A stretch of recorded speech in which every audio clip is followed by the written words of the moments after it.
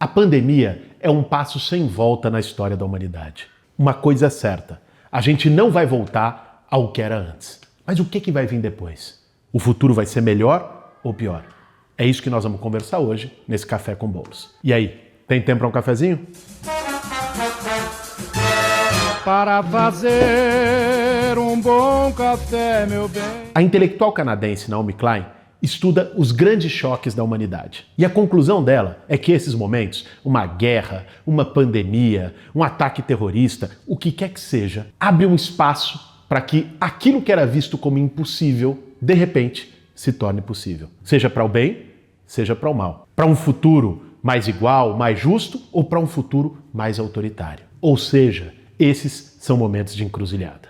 Naomi Klein, ela pegou no livro dela, da Doutrina do Choque, o atentado das Torres Gêmeas. Como aquela comoção permitiu para o Bush destruir liberdades e promover guerra e passar por cima da ordem mundial, da ONU que tinha naquele momento. O furacão Katrina, né, nos Estados Unidos. E vários fatos para dizer, olha, os neoliberais, a elite econômica, sempre se aproveitou de um choque para impor medidas que, na normalidade, eles não conseguiriam impor. Seja de restrição de liberdade, seja de ataque econômico, de tirar direito, de arrancar direito trabalhista. Não é? Então, historicamente, o choque funcionou, a sociedade meio atordoada, sem capacidade de reação, todo mundo não entendendo, você ia lá e entubava todo mundo. O neoliberalismo no mundo foi se estabelecendo dessa forma. Essa é a teoria dela. Agora, vendo a pandemia, ela soltou esses dias um vídeo dizendo, olha, o que está em jogo agora é que não necessariamente isso é para o mal. Várias vezes na história isso foi usado para o mal. O impossível, aquilo que era inconcebível que se torna possível, pode ser para o mal, mas também pode ser para o bem.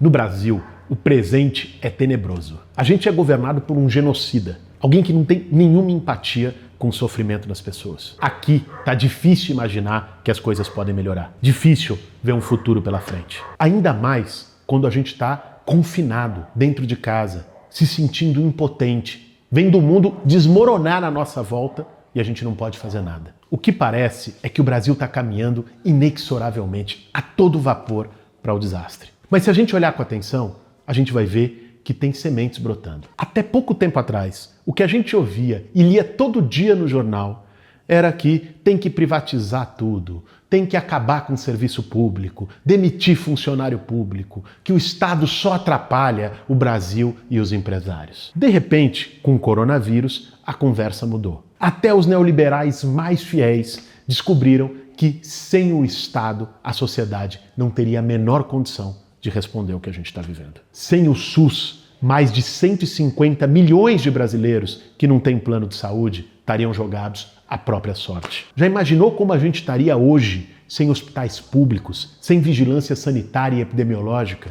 Como os brasileiros estariam sobrevivendo agora, sem o mínimo de direito trabalhista, de seguridade social garantidos pela Constituição? Sem o auxílio emergencial para quem não tem carteira assinada? A palavra solidariedade emergiu como uma onda no mundo todo. Se falou e se fez mais solidariedade no último mês do que na última década. Teve um revolucionário russo que dizia: há décadas em que nada acontece e há semanas em que acontecem décadas. Nós estamos numa dessas semanas, num momento de encruzilhada, num momento decisivo para a nossa história. É um negócio impressionante. A campanha de solidariedade do MTST, cara, em um mês arrecadou 700 mil reais, que viraram 90 toneladas de alimento, distribuído em 11 estados do Brasil, com 200 pessoas na rua de voluntário fazendo a distribuição, e que criou cooperativa de costureiras que estão fazendo máscaras e entrou na distribuição, que criou motorista solidário de gente que viu e que queria ajudar e que disponibilizou o seu carro e o seu tempo para ir lá ajudar a distribuir. Um movimento que até 2 meses atrás era tratado como vagabundo, como invasor, que vai tomar a tua casa. Você entende? Você tem uma mudança, você tem uma onda de solidariedade acontecendo. As pessoas perceberam. Quem era invisível, os moradores de rua, o quanto que as pessoas se acostumaram a passar reto. Há uma invisibilidade, tem uma invisibilidade socialmente condicionada em relação ao cara que está ali jogado na rua. E agora, que está todo mundo em quarentena? Ali, o fato evidenciou. E no mundo todo, você tem cidades, países pensando política para o acolhimento de morador de rua. O sem teto, os mais vulneráveis, o ferrado. De repente, veio uma luz, meio que desnudou. Aquilo que o sistema tentava jogar para baixo do tapete, não tinha mais como jogar. Então teve esse papel na pandemia. E a onda de solidariedade tem a ver com isso. Solidariedade está baseada na empatia, certo? De você se colocar no lugar do outro. Você só pode sentir a dor do outro se você reconhece o outro como humano. Fomos sendo condicionados nos últimos anos a não reconhecer o nosso semelhante que está ali fudido como humano. Ele pode ser qualquer coisa. Um lixo, né? Um nada, né? Não vale o chinelo de R$1, qualquer coisa. E de repente, a pandemia meio que deu um choque nesse conjunto de valores que foram sendo construídos. E acho que a onda de solidariedade que a gente está vivendo vem muito daí.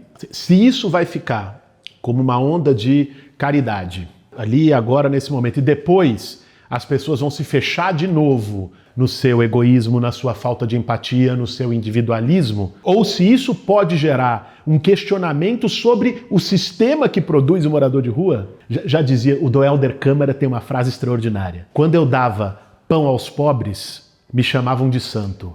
Quando eu perguntava por que eles estavam na pobreza, me chamavam de comunista. Esse passo vai ser dado? A humanidade vai conseguir dar esse passo? Aqui nós vamos conseguir dar esse passo? Ou nós vamos só aplaudir o Itaú que doou 1 bilhão para a Fundação Itaú? Vai ficar na caridade ou vai além? Não é uma questão individual.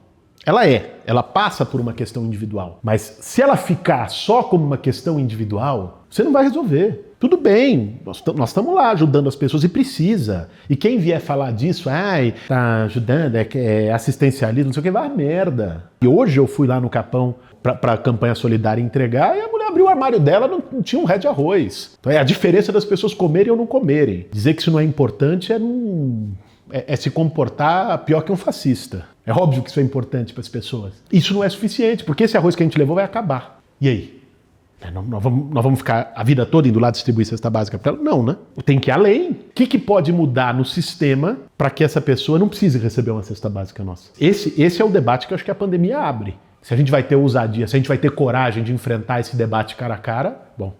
Na verdade, a pandemia deixou evidente o legado terrível de 40 anos de hegemonia neoliberal no planeta. Eles destruíram nossos direitos, prometendo em troca prosperidade. Era mentira. 1% ficou ainda mais rico. Hoje, pagam menos impostos e a grande maioria da humanidade está atirada à própria sorte. É esse espetáculo que a gente está vendo hoje. Talvez a expressão mais selvagem dessa lógica que coloca o lucro dos bilionários à frente da vida das pessoas seja exatamente a indústria farmacêutica. Um representante do setor admitiu esses dias que eles não estão investindo pesado para buscar uma vacina para o coronavírus porque eles não sabem se a epidemia vai ter continuidade e que aí não seria tão lucrativo. A indústria farmacêutica não quer prevenir nem curar. Ela ganha com a doença. Eu estava vendo esses dias um artigo da indústria farmacêutica. Os caras têm abandonado todos os projetos de vacina. Abandonaram o projeto de vacina do Ebola, abandonaram o projeto de vacina do Zika. Teve um dos grandes laboratórios do mundo que fechou o seu centro de pesquisa sobre vacina. Porque vê só, velho, previne, ninguém vai ter doença, não vende remédio. Ou encontra um medicamento que cura, o cara não vai precisar de novo do seu medicamento. Olha a perversidade da lógica. Os caras ganham com o sofrimento, os caras ganham com a doença. Então eles não vão investir em pesquisa de vacina, porque previne, e nem vão investir no medicamento que cure. Eles querem um medicamento meio que mantenha a doença ali para as pessoas continuarem comprando remédio a vida inteira e garantir o ganha-pão da indústria farmacêutica. Aí pega, tá saindo vacina. É tudo laboratório público. Agora saiu da USP, que produziu um respirador 15 vezes mais barato e que se produz 3 vezes menos tempo. Você está entendendo? Assim, a pandemia bota isso nu. Vamos pensar, você seja dono de uma indústria farmacêutica. Você é um cara benevolente, você é um cara bonzinho, você é um cara que tem valores. Tudo bem, você vai resolver pegar a sua indústria farmacêutica e investir em vacina. A ação da tua indústria farmacêutica vai cair, porque os acionistas querem lucro no curto prazo. Se ela tem capital aberto na bolsa, ela tem que prestar conta para os acionistas. O acionista pode até te processar porque você não fez um investimento que vai dar lucro para ele a curto prazo. Então, o gestor da indústria, olha, é a lógica que é o problema. Não adianta você demonizar o fulano, é a lógica, é o sistema que está podre. É exatamente por deixar essa lógica clara que a pandemia contribuiu para estimular uma verdadeira onda de solidariedade no mundo todo. Mas a gente não pode deixar que essa onda morra na praia e que eles tentem restaurar a ordem do capital. Ou pior ainda, tornar essa ordem ainda mais selvagem e autoritária. É a encruzilhada que nós estamos. Nós conversamos disso no outro Café com Bolos. Qual a encruzilhada? De um lado, nós estamos vendo a pandemia, ela é uma oportunidade, exatamente por deixar tudo isso claro, por estimular a solidariedade, por trazer de volta o papel do Estado, o papel do sistema público de saúde, dizer que o mercado não resolve o problema das pessoas. Esses 40 anos de neoliberalismo nos trouxeram até aqui. Bom, nós temos uma oportunidade de apontar para um futuro melhor. Mas, ao mesmo tempo, tem muita gente que está no poder que vê a pandemia como uma oportunidade de fazer o retrocesso marchar. Aquela história do autogolpe do Bolsonaro. Dele usar a pandemia para criar uma situação de caos, para criar uma situação de desespero. O que o Orbán fez na Hungria, o primeiro-ministro? Que usou a situação da pandemia para decretar estado de sítio, governar por decreto, perseguir o opositor. O próprio Trump, que usou a pandemia para flexibilizar legislação ambiental, para, enfim, promover também retrocesso nos Estados Unidos. Está na mesa, as cartas estão na mesa, os dados estão lançados. Nessa encruzilhada não vai ter nós não vamos voltar ao normal. Nós não vamos voltar ao que era o mundo em janeiro. O que as empresas querem? Na hora do lucro, da bonança, privatiza o lucro. Na hora da crise, socializa o prejuízo? Aí a vida fica fácil. Se o Estado vai ter que entrar com recurso numa empresa para poder evitar demissões e garantir que um determinado parque produtivo continue funcionando, o Estado tem que assumir o controle da empresa. Ou o que? É doação de dinheiro. Não são eles que dizem que não tem almoço grátis? Para eles pode ter? A gente está numa encruzilhada histórica. É momento de uma verdadeira revolução, uma revolução solidária. Já que a pandemia fez lembrar que a saúde precisa ser um bem comum, é tempo de questionar o sistema que trata aquilo que é comum como mercadoria. A saúde, a água, a educação, a lógica do mercado transforma os nossos direitos em privilégios. É tempo de reorganizar a economia para a vida, não para o lucro dos bilionários, com controle social da indústria farmacêutica e com redirecionamento produtivo para aquilo que é essencial para a vida das pessoas. Já que a pandemia nos confinou dentro de casa, é tempo de valorizar o trabalho doméstico e os cuidados humanos e familiares. Sempre jogado nas costas das mulheres, sempre desvalorizado na lógica dessa sociedade patriarcal. É tempo de igualdade de gênero. Já que a pandemia paralisou a economia e forçou até um governo como o do Bolsonaro a pagar uma renda emergencial para os mais pobres, por que não tornar essa renda permanente? Por que não uma renda básica universal para garantir que nenhum ser humano fique na miséria? O debate da renda básica, quer dizer, a pandemia tornou ele urgente, mas esse debate está sendo feito no mundo e tem que ser feito de uma maneira intensa. Não tem mais emprego para todo mundo. Simples assim. Nós estamos entrando na era do 5G, da inteligência artificial. Pega a quantidade bancária que tinha no mundo há 20 anos atrás e a que tem hoje. Pega profissões inteiras desaparecendo. Inteligência artificial é máquina fazendo trabalho humano. O 5G permite carro que se autodirige. O nível de sofisticação que vai tomar ramos inteiros do trabalho humano, como é que você vai fazer, meu amigo? Não vai ter lugar mais para todos dentro do mercado de trabalho. A necessidade de uma renda básica, ela é uma necessidade histórica.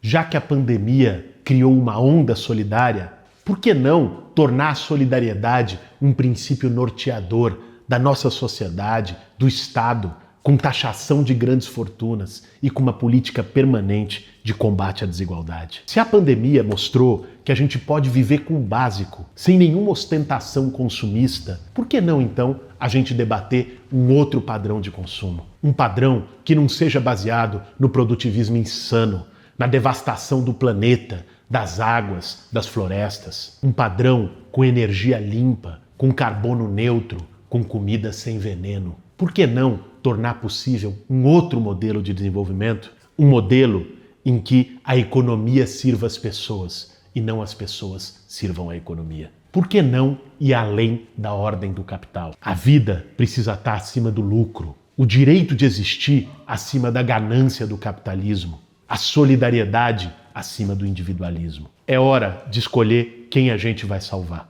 se as pessoas ou os bancos. É o nosso futuro que está em jogo e o das próximas gerações. É tempo de disputar esse futuro. É tempo de uma revolução solidária. É isso aí, gente. Esse foi mais um Café com Bolos. Não desespera. A possibilidade de lutar por uma outra saída para essa crise está nas nossas mãos. Compartilhe esse vídeo, leva adiante esse debate. Um abraço, até a próxima.